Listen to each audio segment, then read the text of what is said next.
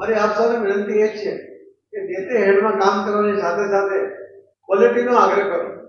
તમે પોતે કોન્ટ્રાક્ટર બની જાઓ છો, ઘણી જગ્યાએ સરપંચોને એ ના બનો. તમને લોકોએ કામ કરવા માટે આપ્યા છે, તમને પોતે કામ કરવા માટે નથી આપ્યું, તો એને પણ ધ્યાન રાખો.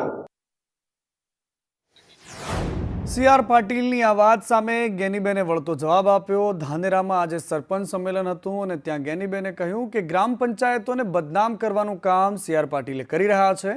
ગ્રામ પંચાયત લોકોની પાયાની પંચાયત છે. તમે કોન્ટ્રાક્ટ પદ્ધતિથી આખો દેશ વેચી માર્યો છે એની કોઈ વાત નથી કરતા. તમારો પેજ પ્રમુખ પણ કોન્ટ્રાક્ટનું કામ કરે છે. સરકારમાંથી એને પ્રોત્સાહન પણ મળતું હોય છે. આવા નિવેદનોને હું યોગ્ય નથી માનતી તેવી વાત પણ ગેનીબેને કરી છે. તમે ગામના વિકાસ માટે ચૂંટાયેલા છો, તમે કોન્ટ્રાક્ટર ન બની જતા તો સરપંચો ઉપર આક્ષેપ કરતા કે સરપંચોના સામે સરપંચોની બદનામી કરતા પહેલાં ભારતીય જનતા પાર્ટીમાં સત્તા ઉપર બેઠેલા લોકોએ વિચારવું જોઈએ કે કોન્ટ્રાક્ટર પદ્ધતિથી તમે આખા દેશને વેચી માર્યો છે.